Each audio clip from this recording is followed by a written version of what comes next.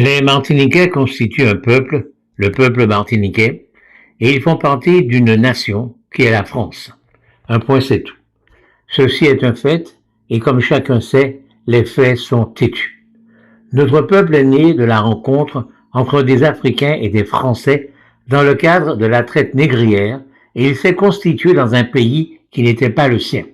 C'était, et c'est toujours, la propriété des Français qui s'en sont accaparés après avoir battu militairement, puis exterminé les Caraïbes qui s'y trouvaient.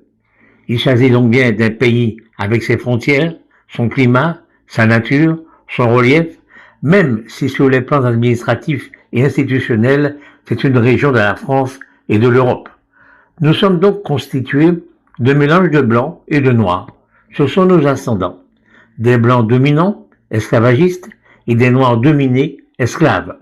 Notre peuple a donc pris naissance dans un pays appartenant à la partie blanche de nos ascendants. Cela s'est produit au XVIe siècle dans le cadre de ce que l'on a donc appelé la traite négrière, un système esclavagiste. Voilà, c'est aussi simple que cela, c'est clair, c'est incontestable. Nous sommes donc un peuple. Voilà ce qu'il faut inlassablement rappeler à ceux qui se demandent si nous sommes un peuple, une population ou simplement des ressortissants français. Mais il faut également le rappeler à ceux qui affirment que PIA c'est à nous, c'est pas taillot. Le leur rappeler parce que c'est faux. La réalité c'est le contraire. PIA c'est taillot, c'est pas à nous. Dès lors, où en est-il aujourd'hui notre peuple? Eh bien, il est positionné dans un pays qui n'est donc pas le sien et qui fait partie de des États les plus développés et les plus riches du monde, d'un État particulièrement prospère, même s'il connaît actuellement quelques difficultés sur le plan financier. Et il se trouve que notre peuple a participé d'une façon déterminante à cette prospérité. Réduit en esclavage, il a, pendant environ 3 siècles, fourni au pays de nos ascendants blancs les produits qui, à l'époque, étaient parmi les plus recherchés, les plus rares, donc les plus chers. Écoutons José Maria de Heredia. Comme un vol de gerfaux hors du charnier natal, fatigués de porter leur misère hautaine, rouliers et capitaines s'en allaient, ivres d'un rêve héroïque et brutal, ils allaient conquérir ce fabuleux métal que si Pangu mûrit dans ses mines lointaines. Cette citation. Il parlait évidemment de l'or, mais il n'y avait pas que cela.